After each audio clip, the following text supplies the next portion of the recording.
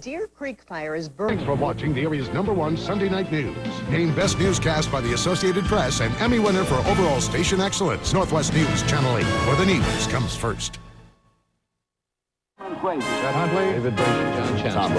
Hurricane Katrina, winds over 165 miles an hour, projected to be one of the most powerful storms ever to hit the United States.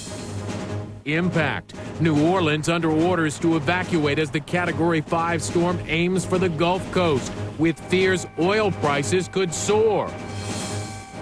The future of Iraq. Voters in that country will decide on a new constitution. The Sunnis say no. President Bush warns of more violence. And one family's miracle, a plane crash that kills dozens, but one whole family survives. NBC News World Headquarters in New York. This is NBC Nightly News with John Siegenthaler. Good evening, everyone. Hurricane Katrina is about to unleash her fury on the Gulf Coast tonight. It could be one of the worst storms ever to hit the U.S. The first bands of Katrina are now blowing through the southern Louisiana as the hurricane continues on its course toward New Orleans. It is a dangerous Category 5 storm with winds clocked at over 160 miles an hour. More than 1 million people have been ordered to leave their homes. We'll have reports from Houma, Louisiana, Mobile, Alabama, and we'll take a look at the track of this storm and the impact it could have on oil and gasoline prices. But we begin with what appears to be ground zero, New Orleans tonight. That's where NBC's Martin Savage is. Good evening, Martin. Good evening, John. We are located outside one of the city's main shelters where the line to get in is still very long. A curfew has gone into effect. It will run from dusk until dawn. And many here tonight are wondering what that dawn will bring. For the city of New Orleans, it is the doomsday scenario. Katrina is the storm city officials always feared was out there, but prayed would never strike. God bless us. The mayor of New Orleans declared a mandatory evacuation. This is very serious, and it's of the highest nature, and that's why we're taking this unprecedented move. A move backed up today by President Bush. We cannot stress enough the danger this hurricane poses to Gulf Coast communities. I urge all citizens to put their own safety and the safety of their families first by moving to safe ground. The president of neighboring Jefferson Parish put it more bluntly. Literally, you're looking at martial law at the podium right now. That put the Big Easy in a big hurry to go. We're going east because everyone else is going west. But in most places, the going was tough as highways clogged. Downtown streets had a different traffic. Bianca Brusau is from San Francisco and desperately looking for a hotel. I'm gonna go stay with my sister so we could all be together. They are among the lucky ones. Most hotels are sold out. For others, rooms are unaffordable and leaving impossible. I can't get out. How am I gonna get out? New Orleans' famous Superdome was dubbed the city's shelter of last resort. And judging by the line to get in, many believed it. With good reason. The waterways where New Orleans has worked and played for centuries now threaten the city from nearly all sides, poised to drown it in what officials call a toxic gumbo. All of the toxins around the area, all of the toxins that are under your kitchen sink. Katrina's even ended the party on Bourbon Street as bars and businesses shut down and board up. For many, that alone sent a more chilling message than the words of any city official. When the French Quarter shut down like it is, everybody's concerned.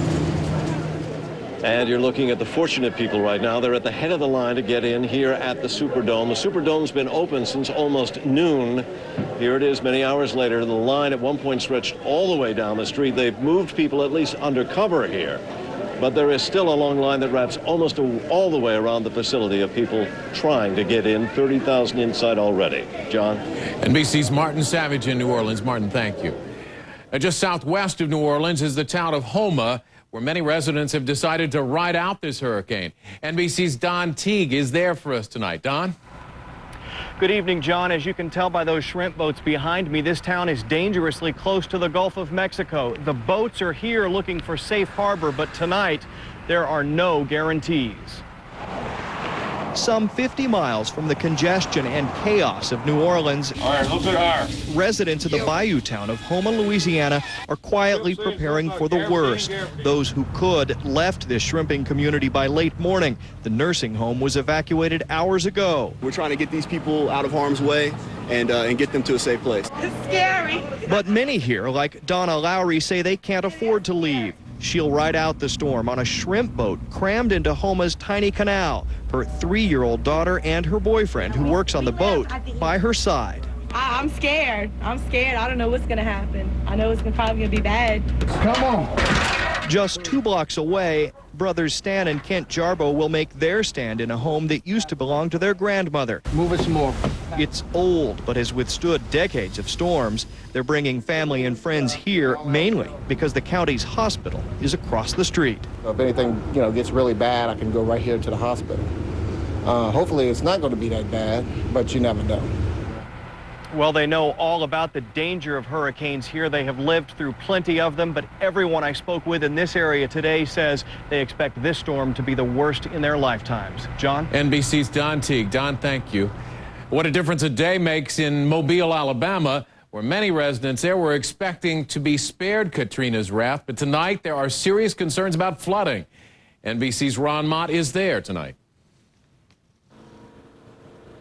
Good evening, John. Here in Mobile, they are bracing for Category 1 winds when Katrina arrives at 75 to 80 miles an hour. But the real fear here is the potential storm surge. From wait and see yesterday to duck and cover today.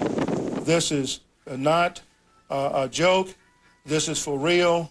Hurricane Katrina now has the undivided attention of Alabamans along the Gulf Coast, where the water is already splashing and rising on Dauphin Island. We need to go on and get down here and get it boarded so we can get out of here before the roads close. Running out of time, the clamor to flee grows louder. There's going to be an impact in Mobile County, a possible Category 4 to 5 surge. A surge, officials say, that could reach 15 to 20 feet, potentially flooding downtown Mobile for several square miles. So this is a very large circumstance. It's a very serious issue. Back on Dauphin, residents prepare to get out, uncertain of the future, worried the island itself might be history. We've been down here for over 35 years, and I just don't think we're going to have an island. It's just such a treasure, but I don't think we're going to have it. One emergency official here says the area could be in for an even bigger blow if this unpredictable storm moves from its current track and heads toward the east. John? NBC's Ron Mott in Mobile. Ron, thank you. Now to the path of the storm. We turn to NBC Weather Plus meteorologist Bill Cairns. Bill, what's the latest? Well, John, Katrina has made her northward turn towards Mississippi and Louisiana. We expect Katrina's hurricane-force winds to reach the coast after midnight in New Orleans around sunrise. Take a look at the current path, and you can see the storm on its northward approach first affecting land areas by about 5 a.m. along the delta of Louisiana. Then heading up near New Orleans, the worst of the weather there as we go through the noon hour, and then heading into Mississippi still as a Category 4 hurricane. On the radar screen, you can clearly see the eye of the storm there at the very bottom. By tomorrow morning, this eye will be dangerously close to land. And we still expect this storm to be a Category 5 or strong Category 4 strength when it makes landfall. John? Bill Cairns. Bill, thank you. Now, the Gulf of Mexico is an area crucial to this country's oil production. In early Monday morning trading overseas, the cost of crude oil jumped to more than $70. More now from NBC's Rosalind Jordan. Oil workers in the Gulf of Mexico off the job for their own safety tonight as Hurricane Katrina moves in. But no shelter for what the mayor of New Orleans is calling one of his city's most important businesses. We probably produce about 25% to 30% of the nation's domestic oil. If we get shut down with this hurricane, that's going to impact the price of oil significantly. Energy analysts agree. In early trading in Asia, the price of a barrel of oil has already zoomed past $70, well above Friday's close of $66. $80 to fill up my truck. What could that spike mean for consumers already paying record gasoline prices? NBC global energy analyst Daniel Yergin. Hurricane Katrina could add another 20 to 30 cents to a cost of gasoline in this country. And Jurgen says if Katrina causes considerable damage, the resulting price spikes could affect the cost of heating your home this winter. The price shock could add 20 to 30 cents a gallon to the cost of home heating oil this winter as well. And if you cook on a stove using natural gas, the price of doing so might go up as well, since 20% of the country's natural gas comes from facilities in the Gulf of Mexico. But does that mean it might be time for the U.S. to tap into the Strategic Petroleum Reserve? No word tonight from the White House, which has said before it should only be used in an emergency. Rosalind Jordan, NBC News, the White House. As Hurricane Katrina aims for New Orleans and the Gulf Coast, it's expected to rival the most destructive storms ever to hit this country. NBC's Ron Allen tonight on tracking the fury of a hurricane. Extremely violent winds blast away at more than 155 miles per hour. I thought I was going to die. It was incredible. Andrew, 1992. The storm surge rises near the height of a two-story building. I thought the world was coming in. I thought the world was splitting open. I heard the roof come down. Airplanes get tossed about. Boats land in the middle of the street. Category 5 storms leave everyone in their deadly path terrified. Kids were saying, "Mommy, what happened? Why is God doing this to us?" Only 3 ever have hit the U.S. Katrina is next. Even if it weakens down to a Category 4, this is going to be one of the strongest hurricanes ever to hit the United States. The strongest was the Labor Day hurricane in 1935 that swept through the Florida Keys, killing more than 400. Then came Camille in 1969. Hurricane Camille will strike the Mississippi coast within a matter of hours. It swamped parts of Mississippi and Louisiana. Winds so strong, the measuring instruments were destroyed. Survivors have painful memories of those lost. A lot of them went to the church to escape the wrath of the hurricane, and the church caved in and killed 28 of them. And southern Florida will never forget Andrew. Daylight shows the astounding damage to some neighborhoods south of Miami. Still America's costliest natural disaster at some $25 billion. So devastating, the name Andrew was removed from the list of hurricane names, so there won't be another Andrew again. And as forecasters track Katrina, they're leery that, like all huge hurricanes, it's erratic, unpredictable, and could turn in a different direction at any moment. The warnings cover a wide area. To the east of there, you are at risk for tornadoes. Lessons learned since America's deadliest hurricane. Galveston, 1900, a Category 4. 6,000 to 8,000 people died when warnings weren't taken seriously. A much different time than now. Those in Katrina's path know and fear what its awesome power can do. Ron Allen, NBC News, New York. We will go back to Louisiana for an update on the hurricane a bit later, but there is other major news coming up this Sunday. In Iraq, the Constitution goes to the voters, and President Bush warns of more violence ahead. For a new and later, a survivor story, a family saved after a devastating plane crash.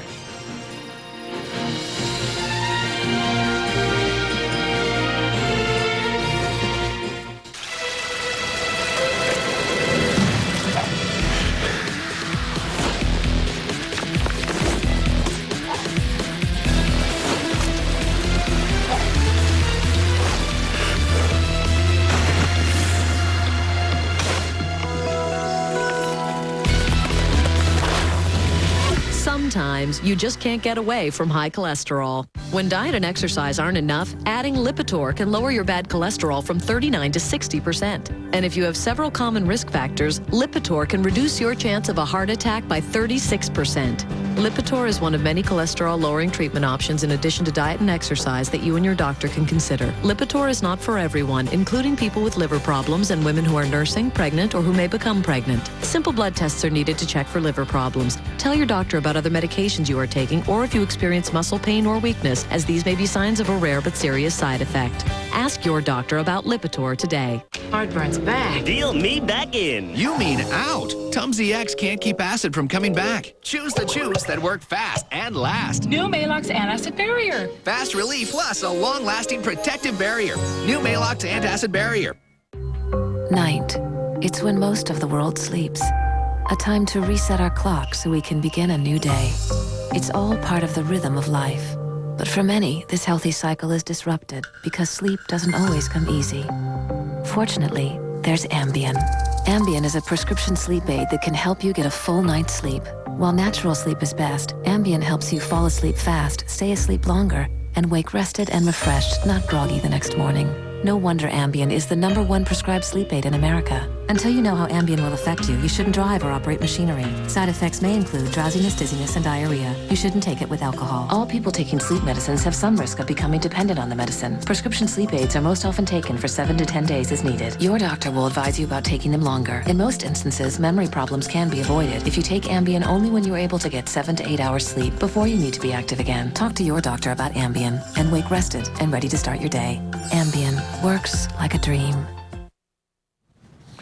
NBC News in depth tonight, the new Iraqi constitution.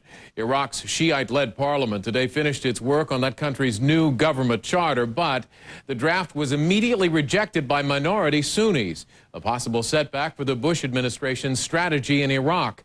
We have 2 reports tonight, beginning with NBC's Preston Mendenhall. It took Parliament 80 minutes to read the draft constitution, but there was no vote. Just a symbolic end to tortuous negotiations over Iraq's future. Final approval of the constitution is now up to the Iraqi people in an October 15th nationwide referendum. There are differences among us, and we tried too much to reach a common solution for problems. After months of talks and 3 missed deadlines, the constitutional process almost descended into chaos. The final draft does lack consensus, but it keeps Iraq's transition to democracy moving forward for now. Largely absent from this photo op today, Sunni Arab leaders who rejected the draft, saying it reflects only the wishes of Shiites and Kurds. Upset over Shiite plans to carve out a federal state rooted in Islam, the Sunnis could be the spoiler in the October 15th referendum. They may be able to muster enough votes in 3 of Iraq's 18 provinces to defeat the constitution. That would dissolve parliament and set the political process back to square one. If they don't listen, what can we do? The U.S., whose presence loomed large in negotiations, defended the draft document, which gives Islam a big role in everyday life. What this document says about human rights, political rights, is one of the best, if not the best, in the region. But the lack of consensus has raised the specter of more violence from the predominantly Sunni insurgency, as the country waits to see whether the draft constitution will bring Iraqis together or tear them apart. Preston Mendenhall, NBC News, Baghdad. This is Kelly O'Donnell with the president in Crawford, Texas, where today Mr. Bush framed Iraq's fractious process through a prism of American history. I want our folks to remember our own Constitution was not unanimously received. Some delegates at the Philadelphia Convention in 1787 refused to sign it. The president has long tied Iraq's political advances to a reduced U.S. role. So Mr. Bush praised today's step, calling it an inspiration. But he was also careful to acknowledge Sunni discontent. We recognize that there's a split amongst the Sunnis. Some Sunnis have expressed reservations about various provisions of the Constitution, and that's their right as free individuals living in a free society. A more dire assessment from the ranking Democrat on the Senate Foreign Relations Committee. If the Sunnis and that entire portion of the country opts out of this process, that's a formula for civil war. The president contends that broader Sunni participation could lessen the insurgency, but for now predicted more bloodshed. We can expect such atrocities to increase in the coming months because the enemy knows that its greatest defeat lies in the expression of free people. To meet that violence, today a prominent Republican argued the U.S. should deploy up to another 20,000 U.S. forces. I think we need more, and I think they need to stay longer. With the president's position unmoved by anti-war protests near his ranch again today, the Western White House readily pointed to the new Iraqi document as a needed sign of progress. Kelly O'Donnell, NBC News, Crawford. NBC Night.